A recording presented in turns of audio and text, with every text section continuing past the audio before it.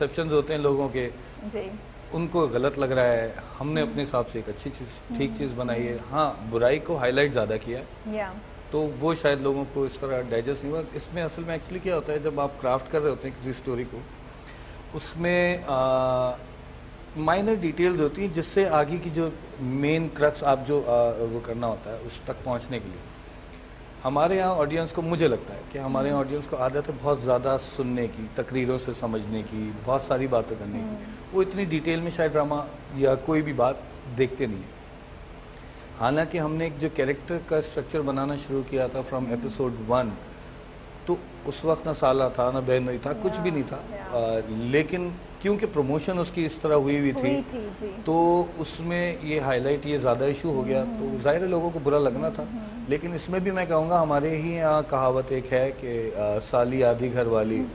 तो what does that mean, मतलब साली आधी घर वाली क्या होता है? साली आधी घर वाली नहीं होती, साली साली होती है, घर वाली होती है। तो आधी वादी कुछ नहीं होती, या तो कुछ होता है ग्रेज में जो हम रहने की आदत है, तो उसका बड़ी डीप बात कर दी आपने। तो बस वो आधी वादी कुछ नहीं होती, आधी क्या होती है, या तो है या नहीं है, आधा क्या होता है। हाँ। कोई एक आदमी, कोई इंसिडेंट हो जाता है तो उसमें कोई आदमी बोले कि यार हाँ शायद हुआ था, शायद नहीं हुआ था, तो आप कहाँ पहुँचेंगे? कहीं नहीं पहुँचेंगे, आप खड़े रह जाएंगे ग्रे।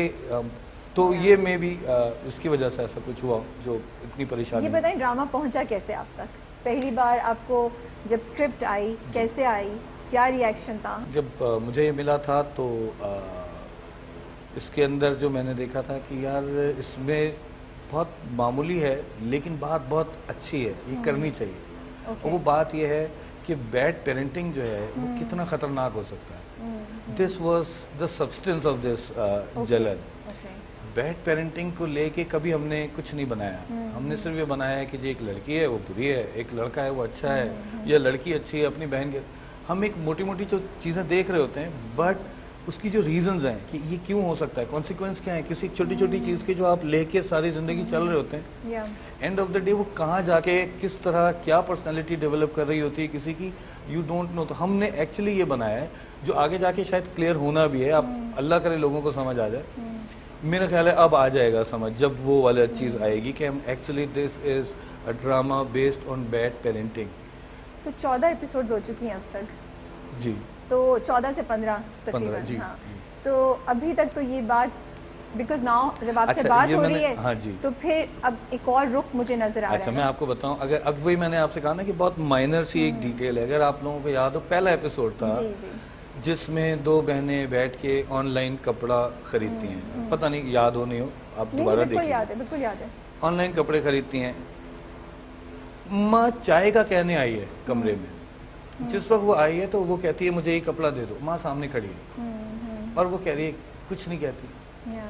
मतलब एक रूटीन था कि वो ऐसा करती है और उसको कोई कुछ नहीं कहता। This was something which has to be notice, but unfortunately हमें बोलना चाहिए था उसको। अब मुझे लगता है कि हमारे ऑडियंस इस तरह के हैं कि वो अरीबा का जो कैरेक्टर है हमारा, मीनू का, मीनू माँ से शिकायत करती है, माँ उसको कहती कि नहीं नहीं छोटी है जाने दो।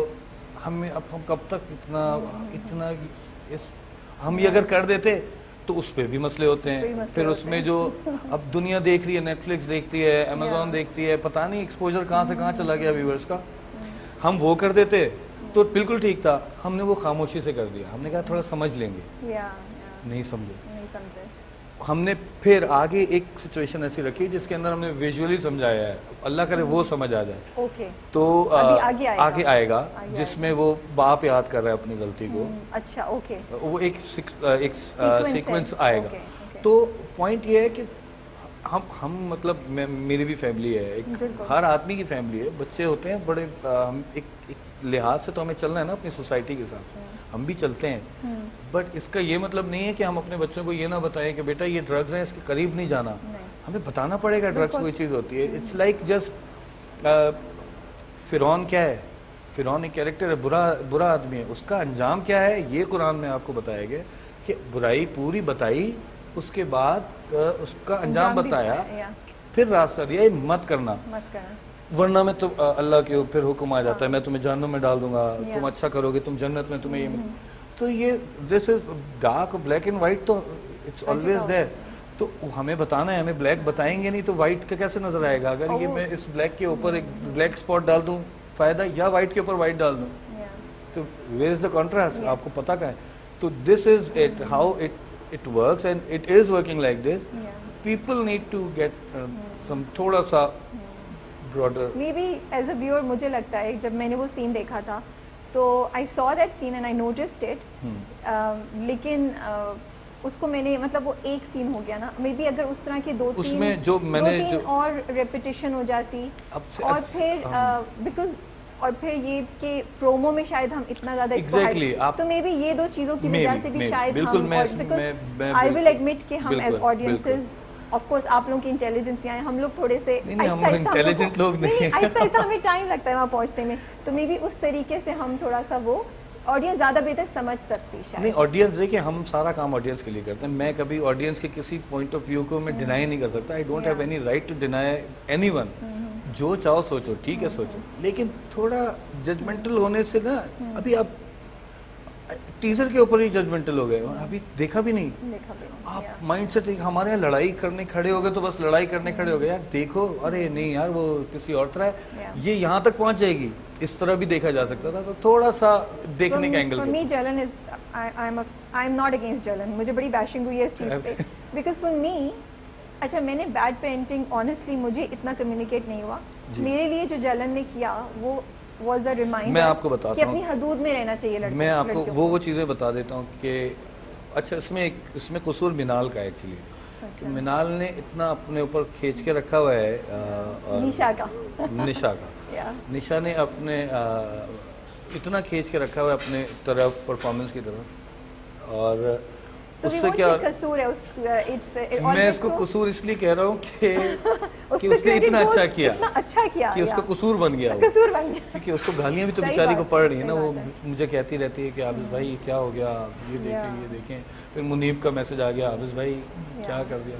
मैंने कहा यार अब क्या करूँगा, लोगों को तो मैंने परफॉर्मेंस इतनी स्ट्रांग है कि शायद वो ओवरशैडो कर गई वो चीज़ों को जो हमारी माइनर डिटेल्स थी, क्योंकि वो अट्रैक्ट बहुत ज़्यादा किया. उसकी आँख जिस तरह उसने गेम खेली, तो वो मे भी. और फिर एक सिंपैथी जो वो अरीबा लेके चली गई, मीनू जो वो लेके चली गई, उसके साथ हमदर्दी इतनी हो गई कि वालिदैन की गलतियां नज़र नहीं आ रही. हमारे एक और भी मसला है ना, हमारे यहाँ यूथ बेस्ड चीज़ें को देखना है लोगों को.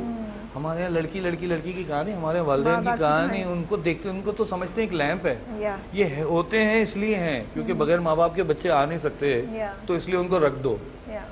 तो अदरवाइज उनको इतनी इंपॉर्टेंस कभी मिलती नहीं. इसमें इंपॉर्टेंस थी, आदत नहीं है, इग्नोर हो गया. हमेशा क्या होता है कॉलेज में उसने ये कर दिया, फलाना हो गया, ये हो गया, अब आपस में लगे.